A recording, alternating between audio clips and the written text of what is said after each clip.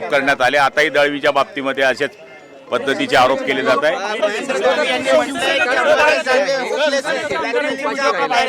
विरोधकांच्या बोलण्यात काही तथ्य नाही। याला ओढा दुष्काळ पडल्यानंतर हे पहिले एकमेव सरकार आहे की ज्या सरकारने नॉर्म्स ओंडाळून शेतकऱ्यांना 15,000 कोटीचं पॅकेज दिलं। एवढंच नाही तर रब्बीला पेरण्याकरता प्रत्येक शेतकऱ्याला 10,000 रुपयाची मदत या सरकारने केलेली आहे।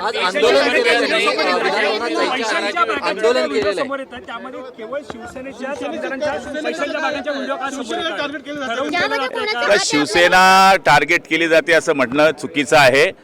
बॅगाच्या मध्ये पैसे सापडले, इथे पैसे सापडले, चौकशीत येईल ना, चौकशीत येईल। त्यामुळे कोणी काही आरोप केलं म्हणजे डायरेक्ट फाशी करायची असं काही नियम नाही आहे। 100% बदनाम करण्याचा प्रयत्न आहे। 100% अंबादास दानवे होपलेस आहेत असं म्हणताय महेंद्र दळवी यांनी। येईल ना, चौकशीत येईल ना, चौकशी होऊ द्या। अंबादास दानवेंना महेंद्र दळवी यांनी होपलेस म्हटलेलं आहे आणि ब्लॅकमेलिंगचा हा सगळा प्रकार आहे असं म्हटलंय, स्पष्टीकरण दिलं। हे बघा, कोणी काही म्हटल्यानंतर कावळ्याच्या छापेने काही गाय मरत नसते। कोणी कोणाला काय म्हणावं हा त्याच्या संस्कृतीचा विषय आहे। सध्या ते सुशिक्षित बेरोजगार राजकारणी असल्यामुळे त्यांना बोलणं उचित आहे।